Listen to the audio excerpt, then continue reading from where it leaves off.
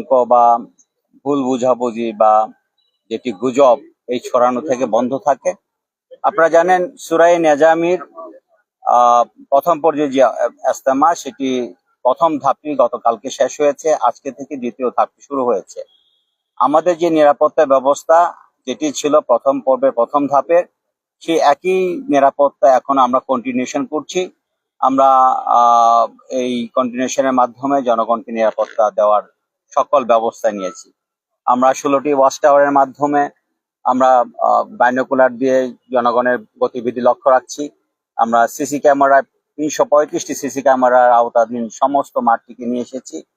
Picket duty আছে, এখানে mobile duty আছে, এখানে চেকপোস্ট ডিউটি আছে, যার মাধ্যমে আমরা জনগণকে চেক করছি এবং হকারকে উচ্ছেদ করছি এবং নিরাপত্তা দিয়ে যাচ্ছি।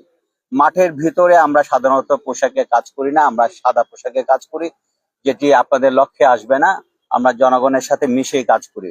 এর জন্য আপনাদের হয়তোবা মনে হতে পারে মাঠের ভিতরে হয়তোবা নিরাপত্তা নাই, না, নিরাপত্তা আছে, সেটি সাদা পোশাকে আছে।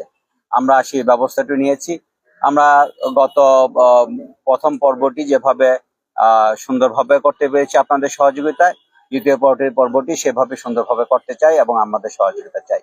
আপনাদেরকে একটি জিনিস জানানো দরকার, গতকালকে আখেরি মোনাজাতের সময় একটি ড্রোনের ঘটনা ঘটে, যে ড্রোনটি পাবলিকের ড্রোন ছিল। আমরা খতিয়ে দেখছি এটি কারা উড়িয়েছিল। এই ড্রোনটি কোনো একটি বেলুনের সাথে বেঁধে ফুটে যায়, বেলুনগুলো ফুটে যায়, জনগণ আতঙ্ক হয় এবং ছোটাছুটি করে ব্যথা পেয়েছে। আমরা গত রাতেই একটি গণবিজ্ঞপ্তি দিয়েছি, ইজতেমা মাঠের 2 কিলোমিটারের রেডিয়াসে যদি কোনো ড্রোন ওড়ানো হয় সেটি কমিশনের অনুমতি ছাড়া হবে না। এতে করে আমরা সাবোটেজ যদি কেউ করতে চায় সেই সাবোটেজ থেকে জনগণকে রক্ষা করতে পারবো। পাশাপাশি এই অনিয়ন্ত্রিত ড্রোন ব্যবস্থাটিকে আমরা নিয়ন্ত্রণ করতে চাই। এই নিয়ন্ত্রণ যদি না করা যায় জনগণ আতঙ্কে থাকে এবং যে কোনো সময় সাবোটেজ হতে পারে। এর মাধ্যমে আমি আপনাদের মাধ্যমে জানাতে চাই, কেউ যদি ড্রোন ওড়াতে চায় সেটি যেন কমিশনের অনুমতি ছাড়া অন্য কোনো সংস্থা যেন ড্রোন না ওড়ায়, সেই অনুরোধটি আপনাদের মাধ্যমে রাখতে চাই। ধন্যবাদ সবাইকে, ভালো থাকার জন্য।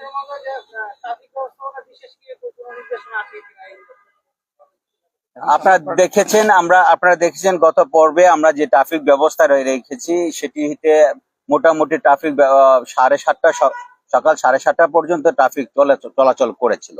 আমরা দেখেছি যদি ট্রাফিক ব্যবস্থাটি আমরা চালু রাখতে পারি তাহলে হকাররা বসতে পারে না। আমরা এইবার চেষ্টা করব মানে মোনাজাত পর্যন্ত ট্রাফিক ব্যবস্থাটি চালু রাখতে, যাতে করে হকাররা এখানে যত্রতত্র বসে না যায়।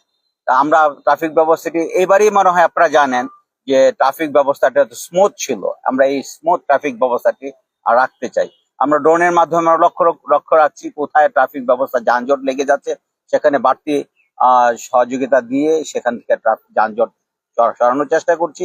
এটি আমাদেরকে বাড়তি সুবিধা দিচ্ছে এবং এই ট্রাফিক ব্যবস্থা আমরা স্মুথ রাখতে চাই। ধন্যবাদ।